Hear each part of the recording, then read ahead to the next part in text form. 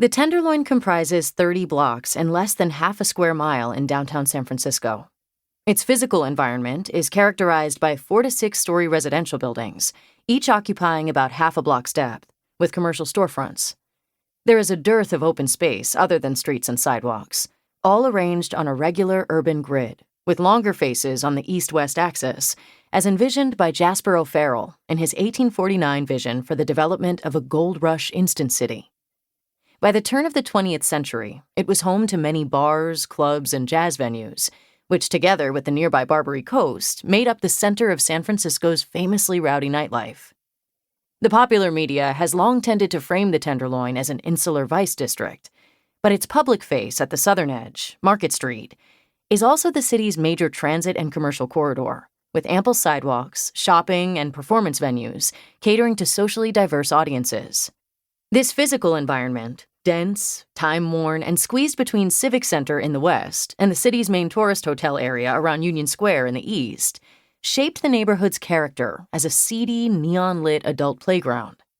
In black and white video footage used in the 1970 documentary Gay San Francisco, the Tenderloin sidewalks are illuminated by the lights of shop windows, marquees, and vehicular traffic, a metropolitan look, very different from typical representations of San Francisco's quirky residential neighborhoods on rolling hills in the national media. As the camera traverses the streets of the Tenderloin, the narrator announces, "This is Gay San Francisco, an inside look at the life of San Francisco's homosexuals. They work to conceal their sexual orientation by day, and only at night do they show their true colors." The city's downtown Tenderloin district is the home ground of the always visible segment of the city's homosexuals and transvestites. Over the course of this film segment, his narration, intended for adult theater audiences as the film includes some pornographic content, fluctuates between curious about and critical toward homosexual people in the neighborhood, whom he refers to as screaming queens. Viewers of Gay San Francisco could understand that queer residents in the Tenderloin often had minimal resources.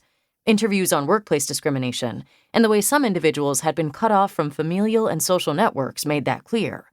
But it did not mention another key dynamic. The police, in effect, confined queer and gender nonconforming people within a few blocks. In 1960, the Gayola scandal, the news that a widespread network of policemen demanded bribes to let gay bars operate in the area, had been big news. Even if Gayola led to the ouster of some policemen from the force, it did little to stave off police harassing queer people in the Tenderloin and elsewhere. The other side of police officers' selective permission was control, and they kept close tabs on activities in the Tenderloin. The most heavily policed spaces were those occupied by the group of people that media coverage called drag queens, who were forced to remain within the boundaries of a small cluster of businesses and residential hotels around Turk and Taylor Streets between Jones and Mason.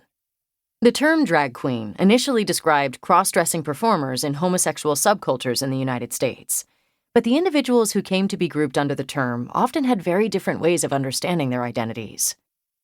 In the context of the Tenderloin, the term signified the construction of a cultural identity outside mainstream societal norms that is predicated on gender and sexual nonconformity.